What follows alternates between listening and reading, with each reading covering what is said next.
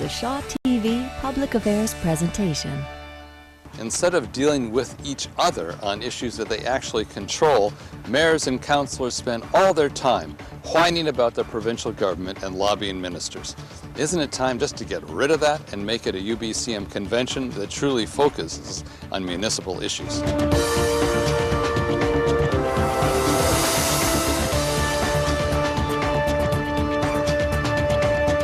Good evening and welcome to Voice of BC. I'm Vaughn Palmer, and the friendly folks from the Union of BC Municipalities are all in the provincial capital this week, just having a great time and schmoozing, and people are raising all kinds of issues. And you can tell Paul Ramsey, who complained off the top as a former provincial finance minister because he probably spent most of his time saying no to mayors and councillors when he was in government. Welcome to the show tonight to talk about all local issues. Frank Leonard, the mayor of Sannich, welcome to the show. Thanks for being back. Good to be here. And Greg Moore, the mayor of Port Coquitlam. Thanks for being on the show. Thanks for having me. So, a good UBCM convention, almost over here on Thursday. What was the big issue this week, Frank Leonard? Most of the talk is about finances, money. You know, the economy is soft. People are trying to figure out how to pay for things, and mayors and councillors are trying to figure out how to pay for infrastructure.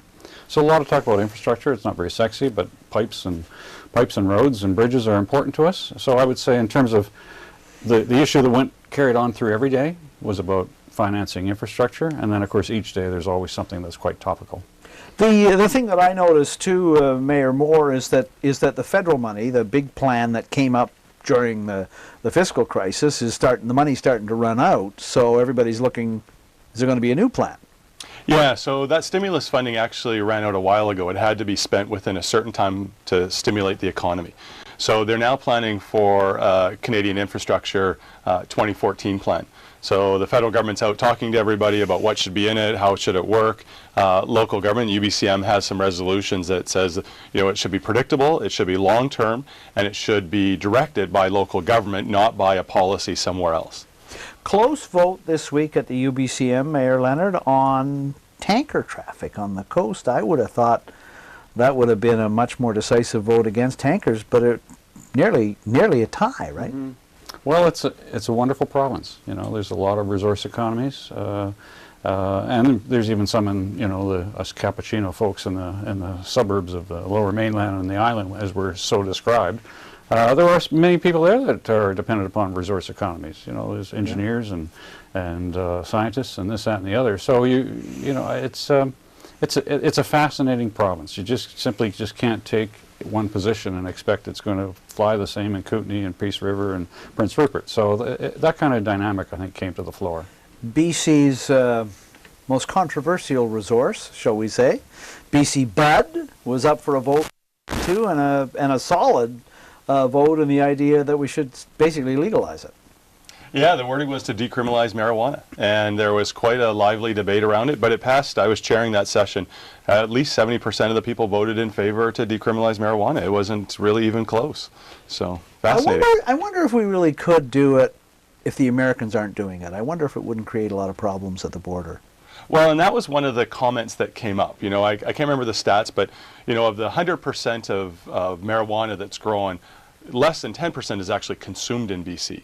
So even if you decriminalized it here, you still got 90% or billions of dollars will illegally be going down south. So that was one of the arguments why even do it. You're still going to have grow-ups, you're still going to have gangs, you're still going to have all of the criminal element associated with it in the trade for cocaine and guns. So you're not going to get rid of that. But that obviously people still thought that we should push for that. You mentioned, we talked to Frank Leonard about the federal infrastructure program. Premier Christy Clark still hasn't done her address to the convention, and she'll be speaking at the UBCM Friday at 11 o'clock if you're watching us on Thursday night. Is it expected that the provincial government will make some kind of a gesture in the direction of more infrastructure funding? Well, I'm of the view that we should be grateful to break even right now. You know, so I'm a little bit of a minority with some of my colleagues, but with provincial and federal governments in deficit, I think in a lot of ways we'd be doing well to keep what we got. In terms of the federal infrastructure program, the gas tax, BC government passes it all to municipalities. They don't keep any of it themselves. So we're quite fortunate with that, because there's other provinces in which they take some before they pass it on. The traffic fine revenue, we're getting 100% of that right now. So you'd want to keep that. The small community grant's really important to some small communities around BC. Sometimes a third to almost 50% of their budget comes from a provincial government grant. So there's a lot of things there that, you know, I think a victory is just if she says it's all there. You know, we're not going to, we don't need to reduce it in order to balance our budget. I think you're looking 2014 and beyond in terms of when would there be more money. Leader of the opposition, Adrian Dick, spoke at the convention this morning, a packed house, a packed media table too. It's one of the, you know, the leader of the opposition's talk is usually not a big deal in the past, and no offense to the leader of the opposition. But I was pretty impressed with the crowd, with its response. I mean, I guess everybody at the UBCM can read the opinion polls as well. Yeah, I guess so. And, you know, we're interested going into an election. We know that local government also needs to put out our issues on the table. So to find out what the provincial governments, or what the parties are going to put on there. You know, to Frank's point, are they going to take stuff away? Are they going to add to it? Are they going to bring us to the table? So we're interested. And, you know, in Metro Vancouver, I think we're pleased that he mentioned that TransLink would go back to a mayor's governance structure instead of the private board. So that was something that we've been asking for a while now. You've got the big Evergreen transit line going out to your community. Have they started construction on it yet? Yeah, well, they've started a couple minor contracts, moving some utility lines, taking down some buildings, only a few $1 million of contracts. The big contract of who's actually going to design, build it, and operate it still hasn't been let yet, but we're hoping, and I think it's about in 2015 they're suggesting it should be open. I'm going to ask you, because I have to speak in Washington State next month, and I'm going to get asked what I always get asked, which is when are you folks going to treat your sewage in and around British Columbia's capital? So I'm going to, what's the answer? What do I tell them? The group that's to look after actual construction is being appointed now. We've been required under the funding, provincial and federal funding, to have a bit of an arm's length body, sort of like a company, run the construction. We were in charge of designing the project, and then they'll be in charge of procurement and seeing it through. So we're moving to that stage. The people are protesting that it's going to happen. Yes, it's going to happen. Up and running by? I haven't got that in my head, but we're moving to that stage right now. There's still, which, you know, what are you going to do with the sludge, and what are you going to do with this? So I think we have to meet the federal law. It's come down, federal regulations, and a provincial order. So I went well past discussing whether you're going to treat a long time ago. Now we're on the how to. And if you talk to my neighbors in Victoria, they'll tell you it'll add $3,000 or $4,000 to their annual property taxes. At least if you listen to the level of indignation. And I'm sure people in other parts of British Columbia are really crushed that we're going to have to start treating our sewage in the capital. We got a lot of people, had a lot of questions for municipal leaders, and these two poor municipal leaders are going to have to answer on behalf of every one of British Columbia's 200 municipalities, including all the members of their council. So there's no pressure. Let's start with David Schreck. Here we go. At the UBCM annual meeting, resolutions frequently come forward that really don't concern municipalities. They concern other levels of government. What's the balance between your lobbying and minding your own shop? Well, it seems to be a theme in a couple of the clips we've heard so far. You know what? A lot of stuff affects local government even if we don't have the ability to change the legislation. And so local government is usually bringing forward the issues that affect them, because we're the ones at the end of the day that, whether it's a crime and safety issue, a governance, a sewage treatment, we're the ones that have to deal with it. So although we don't have the power to change marijuana laws, we have an opinion on it, and this is the best forum to bring everybody together to voice those opinions. Do you have a sense over the years that a lot of this is actually pretty effective, that the UBCM raises issues and stuff gets dealt with? I'm cautious about it. I tend to discourage it even at our own council, because it tends to divide people on provincial issues, and really our municipal issues hardly ever divide us. So sometimes councils, or even amongst cities, they get divided over issues they have no control over. And I tend not to, I don't think that's productive in terms of the relationship. But looking at a larger view over the years, it is a way of kind of seeing how the wind's blowing. And I think probably provincial politicians, if they were to admit it, sometimes would go, oh, I didn't know that would carry, or I didn't know that'd be close. So it's a you know, if you bring what is there, 1,400 people together that have all been elected. I mean, it's quite a, you know, what do you call those sample groups that people put together? Focus group. It's a huge focus group to test some of these issues. So I think there is some value to it. You make an interesting point. I think if you just look at what happened this week, that you know, 70% of the people voting on decriminalization of marijuana probably reflects public opinion in British Columbia, and you go, well, you know, that's the way we're headed. I was surprised it was so close on tanker traffic, but it may be also a reminder that there's a big chunk of the province that still looks at the resource industry and would like to figure out some way to have tankers and pipelines without destroying the environment. Or they may have children that are involved in the industry. Yeah. You know, they may be retired here, but they've got children and grandchildren working in the resource sector. So it's you can't assume where the votes are. Bill Tillman with a question for the two mayors. Here's Bill. This is the perennial question facing local politicians. It's often said that municipalities are the closest to the voters, have the most connection to voters, and yet overall they have the lowest turnouts. Why is that? Everyone's perfectly happy with their local government. It's tough. You know, I've worked through 10 elections trying to get people out to vote, and so it's not for lack of trying. I think, you know, it takes a political science to maybe explain it. I don't know that I can explain it, but certainly at our level, going door to door and campaign to campaign and brochure to brochure, we're doing everything we can to try and get people out to vote. Now there's initiatives to change the elections and internet voting or however it may be, and we're all trying different things. I think Burnaby's even going to malls with polling stations. So we're all going to try something new. But it is disappointing. You can tell when you're knocking on a door when you come across people that aren't going to vote, have never voted, and you just kind of feel sad that people elsewhere in the world would fight so hard to get the vote.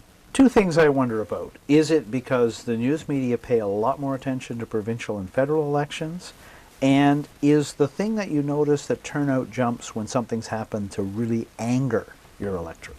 Well, in Port Coquitlam, when we had a really good mayor's race, we went up to around 30% voter turnout. The previous time was around 20%. So, you know, that created some more energy, so it got more newspaper.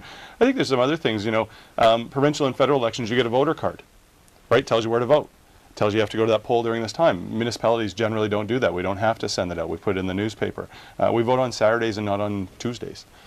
Maybe there's something there where people are busy taking their families. And we don't spend as much money as candidates on our campaigns as provincial government. So in Port Coquitlam, we're equivalent size to an MLA's riding or a provincial riding. I spend $30,000 on my campaign. My opponent spent probably half that amount. $68,000 each MLA candidate can spend, and you know the two or three will spend at least that amount. So they're spending a lot more. There's more literature going to the door. So I think all of those things pay a piece to the puzzle, but I don't think there's one thing that really is the cause. You mentioned in passing the election law, and I know there was a little bit of talk about changing the local government election laws this week. Here is from the Tyee, Andrew McLeod of the Tyee. In 2010, there was a report from a joint committee of the UBCM and the provincial government aimed at reforming the Local Government Act to change how municipal elections happen. It was aimed at doing things like stopping anonymous donations and putting spending limits in place. Altogether, there were 31 recommendations. They were not put in place for the 2011 election, though they had been promised to be. And it's been said that they're going to be put in place for the 2014 election. I'm wondering how hopeful you are or aren't that that is the case. And I heard the minister in charge of community development say in his speech on Wednesday that maybe the bill might be put through in time for the 2014 election. So it's still up in the air. And he was the minister when it started. Yes. He was co-chair of the committee along, I think, with Robert Hobson from Kelowna. The two of them were co-chairs. I mean, I'll work by whatever the rules are. So in some ways, I don't feel comfortable trying to design the rules of election I'm going to run in. So the sooner they figure out what the rules are, then by 2014, fair game. It was a bit confusing approaching 2011, not knowing what the rules were going to be. But once they're adopted, I've got no problem with it. It's not a little measure. The minister said the draft legislation is already 140 pages, I think. You know. Not like making it easy. They did change one thing, though. The municipal election is going to bump forward a month. So it was the third Saturday of November, and now it's going to be the third Saturday of October. And that was partially because there was a lot of comments, especially from more retirement communities. People are going down south and they leave in October, beginning of November, so they weren't around. And, you know, just going out door knocking. You know, for females and in your rural areas, going out at night when it's dark at 4 o'clock is kind of intimidating. So it might give advantage to maybe males who I don't mind going door knocking at 8 o'clock on a November night that's raining, whereas it's not safe for other people. And you won't be mistaken for people being out early for Halloween. And our election our election signs will make it through Halloween, whereas they didn't before. Okay, what do we got? We did a show earlier this year on government spending and local government spending, among other things, and raised some issues. So this is a chance for some of the local leaders to get a little bit back and give their side of the story. Let's start with a question from BC Business Council, Jock Finlayson. Here's Jock. The Business Council completed a study earlier this year which showed municipal operating spending in Metro Vancouver, among all the municipalities added together, has increased about 2.5 to 3 times faster than provincial government operating spending in the past 10 years. The picture varies a lot by individual city, but that's the overall number. How do you explain the fact that spending at the municipal level has increased so much faster on a per-person basis than in the provincial jurisdiction? We've been hearing a lot of this the last couple of years. Yeah, so, you know, I could say for Coquitlam we haven't, and we at Jock's study we were at the bottom, but generally speaking, there's a lot of downloading and these sort of things, and I know that's a typical statement out of a local politician, but, you know, the federal government demanded that we put cameras in all jail cells. We pay for it. They want to put rifles in all RCMP cars. Makes no sense to put a rifle in an urban RCMP car, but we got to put them in there. There's $10,000 a car. Sewage treatment upgrades that have to occur. They make a change about regulation and policy. We have to pay for it. So there's a lot of those things that are going on, and a lot of the challenge with these studies that BCBC did and the CFIB, they just looked at spending, but they didn't look how we were getting the revenue to pay for that spending. So over time, our dependency on property tax has actually decreased, and our user fees and other fees that are more associated with the revenue we're collecting is going up. So it wouldn't look at, you know, we hired 3 more bylaw officers that actually produced positive revenue because they're handing out more tickets, or we expanded our rec center programs, drove more revenue from that, and therefore drove some operating costs, but maybe it cut each other out. So it wasn't looking at the complete picture of a budget, just looking at operating spending. What's I know you're not Metro Vancouver, but you've heard these complaints as well on the island. What do you think? Well, my response when they come and visit me is I'm doing exactly what I promised in the campaign. So I think that's fair. So I went around to all the all-candidates meetings, and every year when I have a community group to speak to, I give the same message. We're going to protect funding of public safety, police and fire. We'll restrain other departments, and we're going to aggressively increase our spending on infrastructure. And therefore, we have the increase in the budget and the increase in taxation. And I feel so long as, you know, you're open about it, you promise it before the election, and you do it after the election, I've got a deal. And you face the voters every 3 years. Yeah. You had a bit of a fight last time, didn't you? Yeah. Yeah. But we were both on the same page on fiscal issues, so that was, you know, we were both going to protect police and fire and spend on infrastructure. I sort of have to think, too, if people were really ticked off, the voter turnout would be higher, but that's just me. However, other people disagree and raise issues, and let's get this one in before we take the break, and then we can deal with it after. Canadian Taxpayers Federation, the friend of every local government in Canada, Jordan Bateman. Here he is. After following the province's example in 2007 and giving public sector unions huge raises in order to have labor peace through the Olympics, why aren't cities following the province this time and demanding 2 years of net zero from their civic unions? What did your people get this year? Well, some haven't settled, but we've been around inflation. Not like the province at zero. Net zero. No. We've negotiated openly and fairly at the table and settled around inflationary figures with the QP. The police settlements, you have RCMP. I guess municipal, you know, there's ones that were waiting to happen. They tend to roll east to west. We've settled with firefighters around inflationary figures. So it's we weren't mandated to go net zero. It would take I think it would take legislation to achieve net zero at the table, or else chaos. So we, as an employer, have negotiated in good faith with our employees. The minister, Bill Bennett, just threw that into his speech on Wednesday and said local government should follow the provincial lead and basically hold the line on raises. Well, there's only one local government in Metro Vancouver that's settled, and that's New Westminster. The rest of us are still negotiating. So I don't think it's fair to paint everybody with the same brush, but at the same time, we're negotiating in good faith. If you look at QP over the last 30 years, their wages have gone up to rate of inflation, with the exception of the last 5-year deal. And that 5-year deal threw them out of whack in the positive side a little bit more. And it, you know, as Jordan said, we signed it in 2007, and you can't predict, and you're not going to break a contract just because the economy fails. And we had to make tough choices at local government to reduce some services so that we can continue to afford to pay those, even though they were going up. So who knows where it goes? And I'm not sure if the provincial government has had a net zero on every contract they've signed or every contract they're negotiating, from what I understand as well. So I don't, you know. And we did those long-term deals because we wanted peace through the Olympics, and we got it. And with that, we will take a brief break on Voice of BC. Stay with us.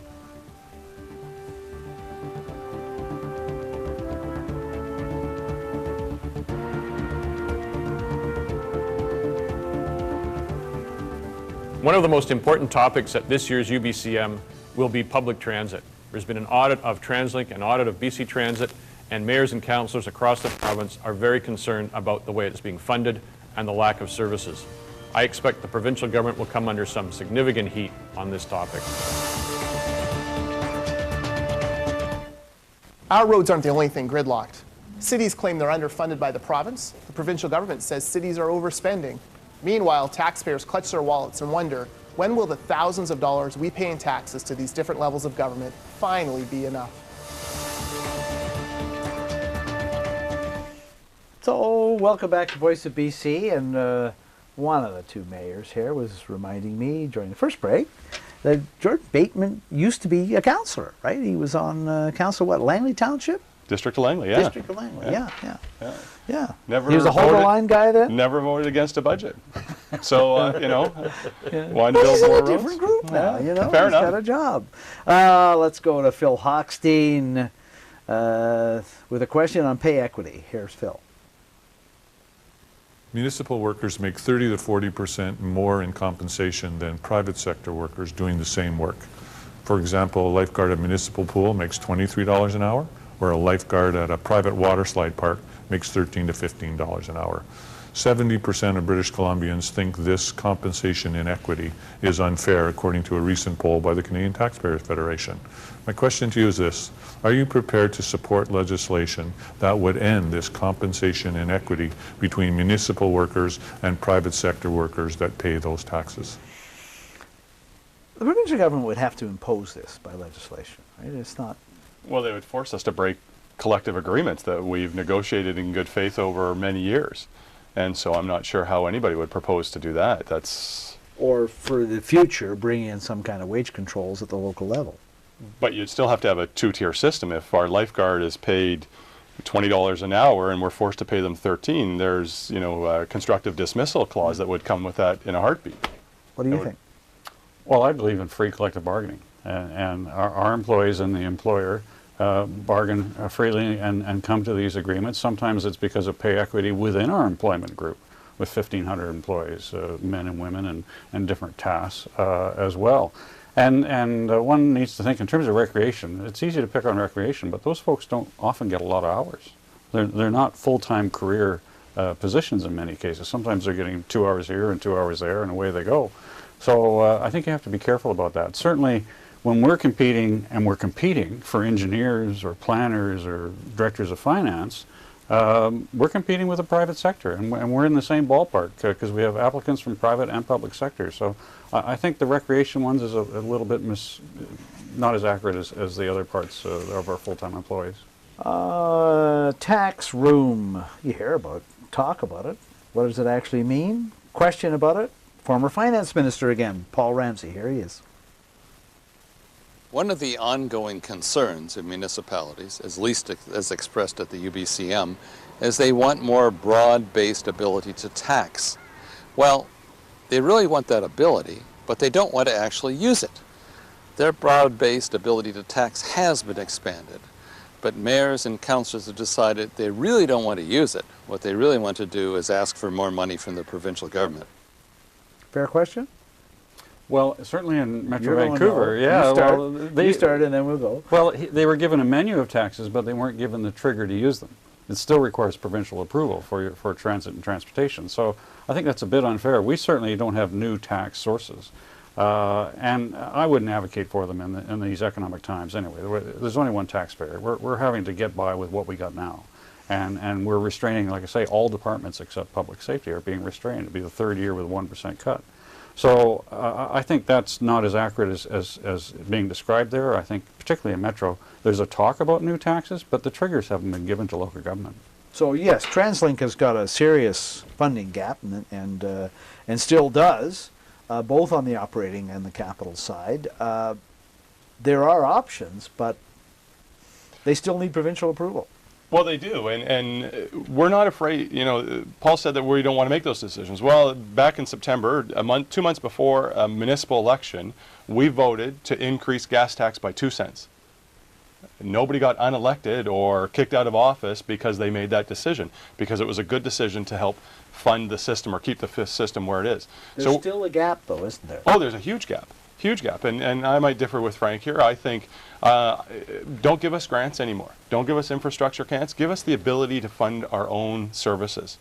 But as long as you got property tax and that's all you've got, you're more. We had a session at UBCM on Monday, and we brought in Professor Harry Kitchen, who's a very well-known local tax person, and he said you're more responsible for the money that you need to raise. You get a grant, you're not as responsible for it because you didn't have to put up your hand to raise the money. But if you're raising property taxes, or like they have in Washington State, a sales tax, or you look at other places, they're more responsible for the money they bring in. You're going to look at efficiencies and how you deliver that. And I think that's where we need to go with the system. Is it your feeling that the property tax has kind of reached its limit and you need some other options? Sales tax, gas tax, there's been talk of charges on cars. Road pricing has been talked about. Is that sort of the way people are thinking? That's where we're thinking at TransLink, is the road pricing, the car levy, tolling, as a way not only to raise money, but to shape people's patterns on how they drive. So if there's a road pricing system, they might think differently about taking the roads as frequently as they do, because now they're being charged, and maybe they want to take transit, maybe they want to get a job closer to home, maybe they don't want to move out into the valley, they'd rather live closer, and the money that they're going to save in a house out there, they can actually save because they're not driving as much. So it's as much about raising revenue as it is delivering a complete transportation system. Tom Fletcher, black press, but in the press gallery we call him Mr. President, because he's the president of the press gallery. And that's not the only reason I'm running a question from him, but that's one of the reasons. Tom Fletcher. The Union of BC Municipalities has asked for a role in the province's review of its taxation. Do you expect the province to intervene in business and industrial tax rates, which have been criticized heavily in the past? Yeah, they grumbled about it. What do you think? Well, the expert panel came down in basically with our position that we're not out of line. So I thought that was significant. The ports were dealt with some years ago, and there was a fear perhaps that there was going to be a provincial cap or meddling on our variable mill rate, and the expert panel didn't go that way. So I think our position's been defended. What we're talking about is that the tax rate varies, variable, for industrial property, business, and there was an issue with the port, which was dealt with, and that the rate is different. The industrial property is taxed at higher, and that it was affecting particularly the resource industries, but also business and economic growth. You don't expect to see a change on that? Well, the expert panel came out and said that residential taxes in British Columbia are lower than the other provinces, the other 4 big provinces anyways. And the gap between residential and business is about the same in all the provinces. We're not an anomaly. So that's why they didn't go there to say you need to cap them. We did a study, UBCM, there was also independent studies that were done that shows that property tax is not a deterrent for business location or business success. It does become an issue though when a business needs to reinvest a large capital amount or they're in financial challenges. And as you talked about, that's usually in the resource area. They got to rebuild their mill, and now they have a choice whether they rebuild it here or rebuild it over there, and then that becomes a factor at that point. But it doesn't in the decision point up to then. I love this question. Jock Finlayson, I'm just going to let this one go. Here's Jock. Greater Vancouver and the capital region together have a population of less than 3 million people. Those two urban areas are divided up into more than 30 individual municipalities. If one looks across the rest of Canada, we see that most large urban areas are organized into 1 or 2 or 3 cities encompassing populations of 800,000, a million, or 2 million or more. Why do we need so many individual municipalities in our urban areas when the rest of the country seems to function quite well with far fewer? Why do we need 2 Coquitlams? Why do we need 3 Sanniches, I ask you? Well, I'm not sure if the Ontario models worked well. The cost of service went up, taxes went up, you're not connected with your local government anymore. There was a study that was done that looked at amalgamated cities in the US. So they looked at the last 15 amalgamated cities, because they even have more. You look at the Twin Cities, there's 140 municipalities for 3 million people. When they looked at the last 15 amalgamated cities, their taxes were 54% higher than the other local governments in that same state. So there's study after study that shows your taxes actually go up after you do it, and your service level or quality and not connection actually goes down. And I think we look at regional districts, Metro Vancouver, we have amalgamated water, sewer, garbage, some park systems, air quality, that really expensive stuff. We've already amalgamated them, and we're doing a really good job in delivering those in a cost-effective manner. If I live in Fairfield, I'm not sure I like the fact that we're amalgamated with Victoria, but that's just There me. you are. Well, there's North Sannich, Central Sannich, Sannich, and we refer to Victoria as South Sannich. So, if I were to start over again, I wouldn't create 13 municipalities here. But to start over, to start over, you've got to go back over 100 years. Yeah. In the Western communities, I was chair of the regional district when those municipalities were being created, and I actually went on record opposed to so many being created. I thought there was an opportunity there to start fresh. So your Langford, Colwood, perhaps your Royal could have been quite a powerhouse. It could have been someday like a Surrey. But the government at the time created all these municipalities. So my role there, therefore, dealing with that reality is to always work on integration. And we're always looking to work with our neighbors and integrate, because that's the landscape we have to work with. Yeah, although you do hear like the grumbling. I mean, look at the Victoria-Esquimalt police sharing arrangement. If you only have to look every time you look in the papers here, either Victoria or Esquimalt is grumbling about some aspect of it that they don't think worked very well. And I don't have an argument with Esquimalt on that. But when they put it out for bids, we didn't bid on being their provider of policing because it was just such a complicated situation. Like I say, but you're going back with institutions that are over 100 years old. And people are awfully attached to their local community. Nothing might stir Oak Bay as much as the idea that they were going to be merged with Victoria, I would like to think. And this is a municipality that on occasion has supplied Victoria with its mayors, not that they lived in Victoria. Anyway, enough of this. Let's go on. This is a specific amalgamation question and a different one involving policing, and here is Jordan Bateman. Many watchers believe that the Missing Women's Inquiry may recommend enhanced regional policing as part of its findings, something that municipal leaders generally bristle at. But given the fact that crime knows no borders and that we're trying to find more efficiencies in policing, is it time to have a serious conversation, especially in the Lower Mainland, about regional police? This is something they have done in other provinces. I agree with Jordan. I don't know if I thought I'd ever say that now that he's doing what he's doing, but I think it is time that we have a serious conversation. I think actually we should have the serious conversation before the RCMP contract was signed. However, there still is a 2-year opt-out clause on that. And there are local governments that are looking at leaving the RCMP. There's 5 local governments in the Metro Vancouver area that are doing a study on what it would look like to do a municipal police compared to their RCMP services. And some of them are looking at what neighboring, like Richmond, for example, they neighbor with Vancouver and Delta and New West, all have city police. Is there ability to merge some of those together? So I think that it is about time we have a serious conversation on it. And I guess there's a debate here too in and around the capital region about coordination of forces. There always has been. We have a municipal police force. I think we would resist very much RCMP. We feel it reflects our community needs. But there is a need to do even more integration than there is now in terms of regional units. We're about to join the Vancouver Island Major Crime Unit.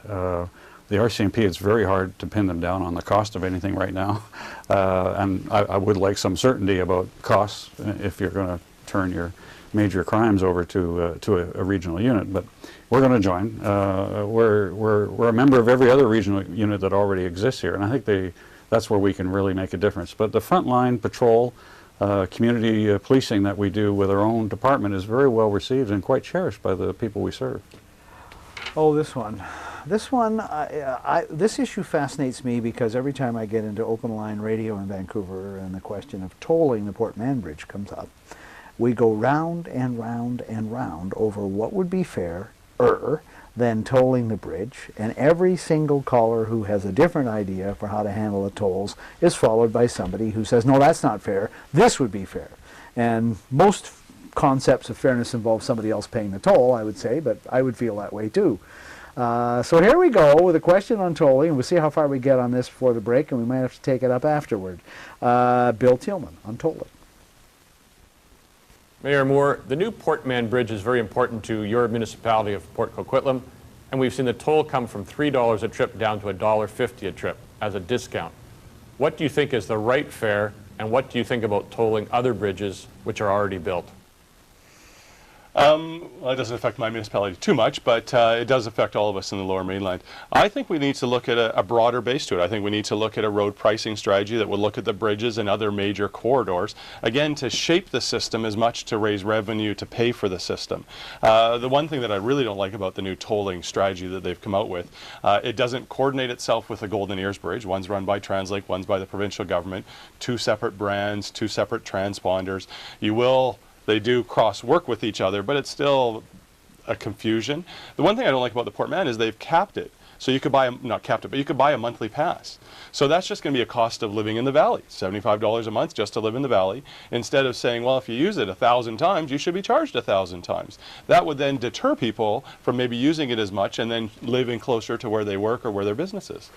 And the thing with the rise, you mentioned transponders, with the rise of the ability to have electronic sensors and computerized counting and collection, we're able to, it's possible to just toll all the roads in and out of the city, or to toll off ramps or some parts of the road and all that. The notion that I keep hearing, though, is that you mentioned the Golden Ears Bridge, the Port Mann Bridge. The great concern I hear is that it'll shift traffic to the crossings that aren't tolled. New Westminster's not happy about the Patello Bridge. And also the whole question of why not have everybody coming in and out of the city pay some kind of a charge, but a smaller charge than, after all, $3 each way, that's $30 a week. That can start to add up. I agree. Well, I think we need to look at it as a complete system. And that's our challenge that we have. We have TransLink major road network. We have the provincial highway system. We have some local roads that have some very big corridors and bridges that we look after. But unless you look at it as a complete system, then you're going to have this piecemeal deal. So, we told TransLink Golden Ears, number one, Port Mann, provincial government. Patello, they're going to replace TransLink. So, how far are we going to shift people down that side of the river before they get to the Alex Fraser to cross for free? And that doesn't seem to make sense for Surrey. Now you're going to have rut running all through Surrey to try to find the free alternative. The transit system in the capital region was an audit, I think, released this week. Everything going to go along okay there, or you got some of the same issues? I'm still pouting.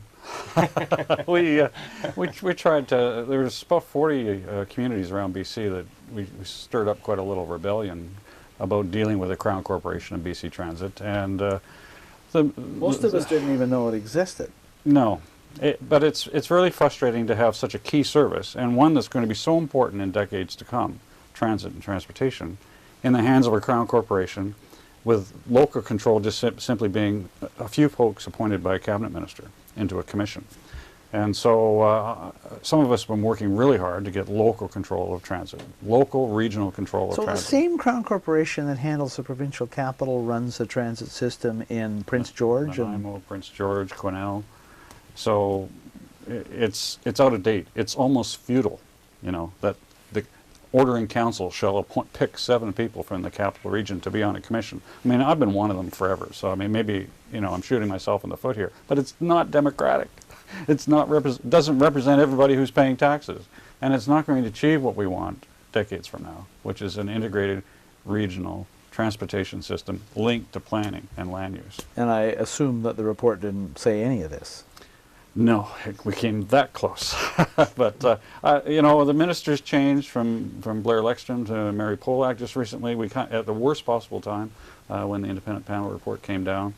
And she took a position that was pretty much neutral. We will take a brief break on Voice of BC with the two mayors. We'll be back. Stay with us.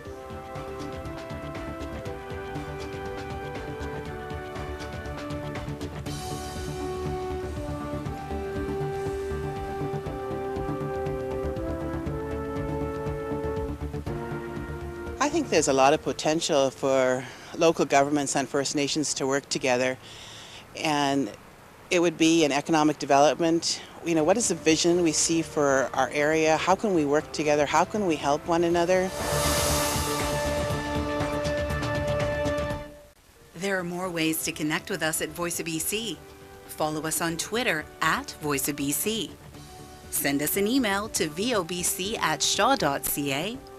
or write to us at 111 1925 Blanchard Street, Victoria, BC, V8T 4J2. I think now it's almost as if it's non-existent. There doesn't seem to be a relationship that you can characterize, and I think we need to do some work around what is the appropriate level of a relationship between local government and the province and get back to some meaningful dialogue on that.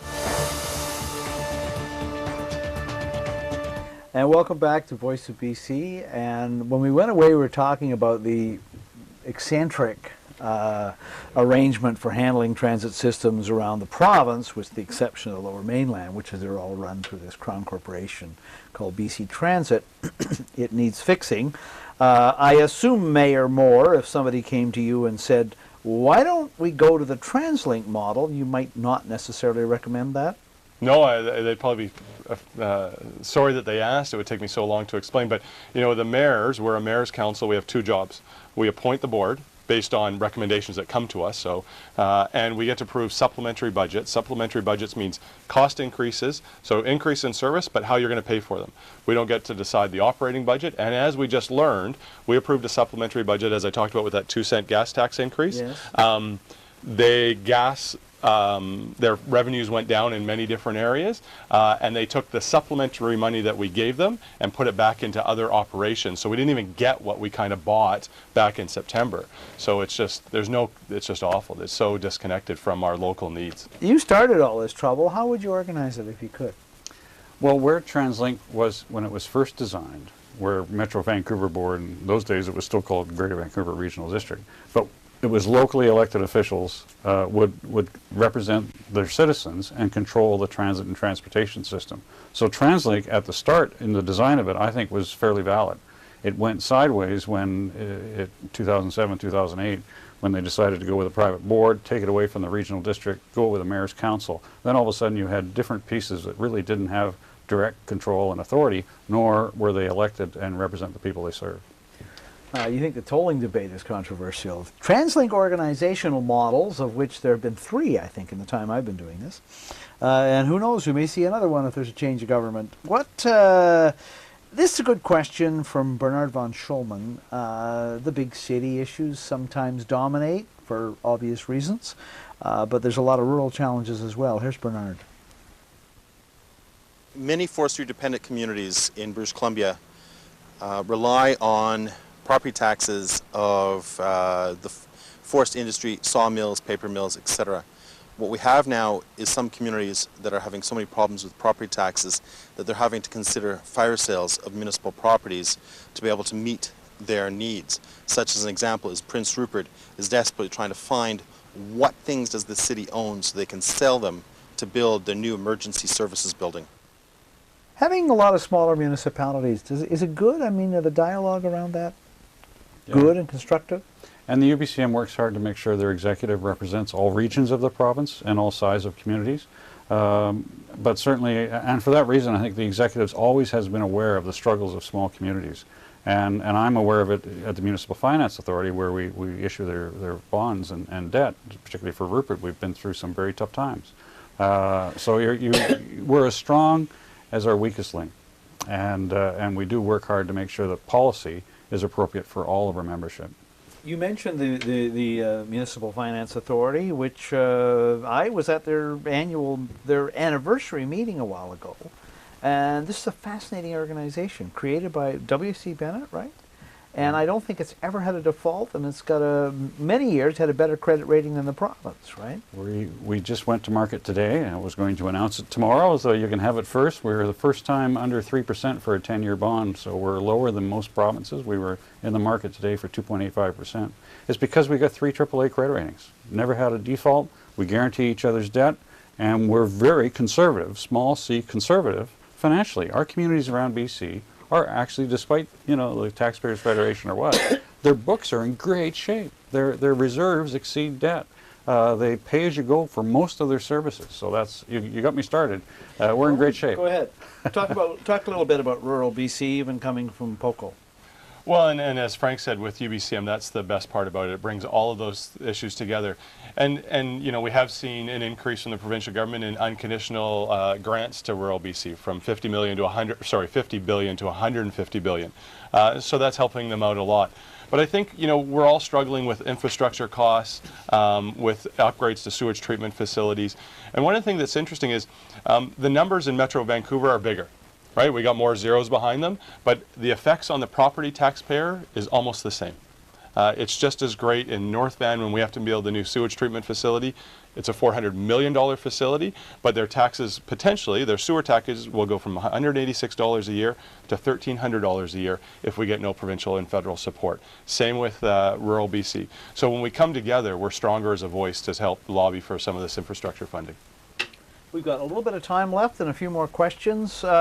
Interesting one here from one of the members from Victoria about curbside recycling. Rob Fleming, here he is. One of the flashpoints anticipated at this year's UBCM convention is around the expansion of producer responsibility for print and packaging materials. This could revolutionize how curbside recycling is done in British Columbia.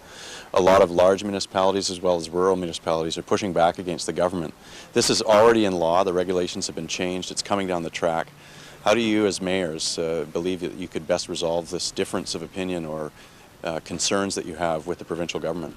I missed this one completely when they did it. Well, they've got an extended producer or EPR program for many different things: tires, paint, electronics, and this is a big one. This will, you know, British Columbia for the last 20 years has led the way on EPR programs, and this is a big one. You know, extended producer responsibility. So the producer has to pay for the recycling of the product, and so they have to collect a fee. They have to figure out how to collect it. This one's big. It's all your printed paper and packaging. So you think everything that's basically goes in your blue bin now has to be treated by the private sector. There is some concern, so that's a good thing. It's going to take more stuff out of the landfill. It theoretically will save us money, so that's a good thing. But the concern is, if we have contracts in place for recycling contracts already, or we do it with our, like in Port Coquitlam, we have our own capital, our own staff that does it. What happens if they come in and say they're going to do it? Well, we have to lay people off. What will we do with these, you know, millions of dollars of trucks that we have? So there is some concern there, but I was at hosting a session today with Minister Lake and the Multi-Materials BC, which is the new stewardship organization that's going to conduct this, and they're very open to the discussion to figure out how we do this together. I work for a printed material. I keep wondering how it's going to affect me. You know, UBCM's doing great work on this. We'll work it out. We always do. And I mean, I brought in the blue box in the capital region in '89, and people thought it wouldn't work, and they were going to put their used car parts in it instead of recyclables. But it's been a great success. A lot of us are adding kitchen waste at the curb. You might have it. We're about to add it. So I think you know, the nice thing about local government is that the politics goes out the window when there's a file and you can work it from start to finish and end up with a happy ending. And we deliver on those sorts of things. That's a great thing about being in local government. Oh, they're going to love this one. This is probably the favorite move that the government's taken in the last year. Nice of Jane Sturck, former local councillor, now leader of the Green Party, to raise it. Here is Jane Sturck. The description of the Municipal Auditor General suggests that this government has concerns about local government's ability to do the job well, and somehow implies that they need advice from an outsider. What do you think of the Municipal Auditor General's role? The provincial legislature was recently soundly clouted on both ears by the provincial auditor general for ignoring his warning letters for 5 years on its own accounts. Nevertheless, the legislature in its wisdom imposed an auditor general on the municipalities. Do either of you find that ironic? It's a little ironic, but you know, we balance our books. We're not allowed to run a deficit. We can go into debt, as Frank talked about, and we get audited every year on our financials. Now, a lot of us don't do performance audits. Some of us are starting to bring those in.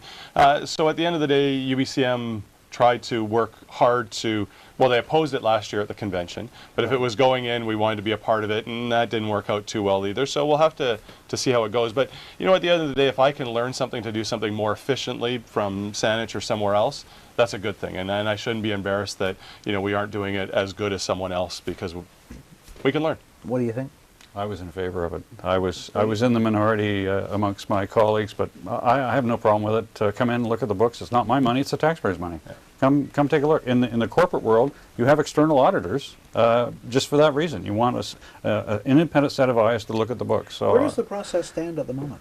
The person's been hired. There's a panel that's basically the governance body of it, and I guess they got to staff up and hit the road. Judith Sayers, we saw her before one of the breaks a little earlier. A question about First Nations and local government. Here's Judith. I was wondering, in light of the big issues that have been raised around Musqueam and the human remains at the end of Granville Street, what efforts has UBCM been making to work with First Nations over such key issues? How are you working with the province and First Nations to help resolve some of those issues that stop development within the local governments? To me, this is one of the big changes that's occurred between governments with First Nations in the time I've been doing this job. So I assume have you got processes in place? Yeah, community forums, and some of our member municipalities have direct relationships with their neighbors, and now at regional boards there's representation coming from First Nations once they've had new treaties done up. So the evolution in the past 20 years is incredible. It's what I've seen in terms of the relationship, and it's going to continue to get better. Any First Nations sought direct membership in the UBCM? Yeah, we have 6 First Nations that are direct members of UBCM, and in fact 2 years ago Harry Neese, the chief from up north, he was the UBCM president. That's right, I'd forgotten that. Municipal water supplies, we want to get this one in before we run out of time. Ben Parfit, here he is. One of the biggest costs that municipal governments face is to provide enough clean drinking water for their constituents. We know that one of the ways to control costs and keep expenditures down is to control events on the lands surrounding community water supplies. Yet much of the decision-making around those lands is in the provincial government's purview. I'm wondering, in your opinion, if it makes sense to be moving control of watershed lands over to community and regional governments, and if so, what that might look like here in British Columbia. This come up this year? It did, and Frank might be better to talk about it because in Metro Vancouver we own our watersheds. So the North Shore Mountains, there's 3 watersheds there. Metro Vancouver owns them. They're closed. No one goes in there unless we escort them through it. So we're actually in that spot already, and it helps us greatly in delivering clean water. We're the same way. In the Capital Region, we own our watershed and we own a spare. We have a second one for growth someday. But in the small communities, and Greg and I have heard this at UBCM meetings, the population's not large enough to support owning their own watershed. So therefore, they're always dealing with Crown and struggles over use. It would be a good file for a provincial government someday to take a run at and solve, because it's imperfect now. Bob Simpson, independent member of the legislature, saw him a little earlier too. Just sort of a reflective question here, and this maybe is where we'll end the show with the answer to this one. Here's Bob. Often we have local government representatives coming into the provincial legislature as MLAs, often as cabinet ministers, and yet they seem to forget what it's like at the council level. What would you like to see the provincial government do to change the relationship it has with UBCM and with local government? What are the specific steps you believe are necessary to have a productive, proactive relationship between those two levels of government? What do you think? Well, maybe people remember the exceptions. In my case, Bill 75, which was an override legislation of local government by the province, was a big fight. But that's the exception. The relationship we've had with MLAs, particularly those that have come from local government, have been first class on both sides of the House. You know, we had Rob Fleming on, who was a Victoria councillor, Maureen Carriganis in this area here, of course, Murray Cole, Ida Chong, and away we go. And I found it's always been useful to give them a nudge and say, well, you remember what it was like. And they do. So I think we do have our flashpoints. It's usually on policy, and they're the exceptions. On both sides of the House, I've always had a good relationship with MLAs. Bit of time left for your answer, Mayor Moore. What do you think? Well, I agree. It's all about the relationship that you can create. But I think if there was, you know, we talk about finance a lot and infrastructure, and I think if we could jointly come together on an expert panel to look at how we do that together, we might appreciate each other's side of the story better. Thank you, Mayor Leonard. Thank you, Mayor Moore. Thank you for giving us the local government perspective on Voice of BC. Thanks for watching Voice of BC, bringing the legislature and BC politics into your living room. Good night.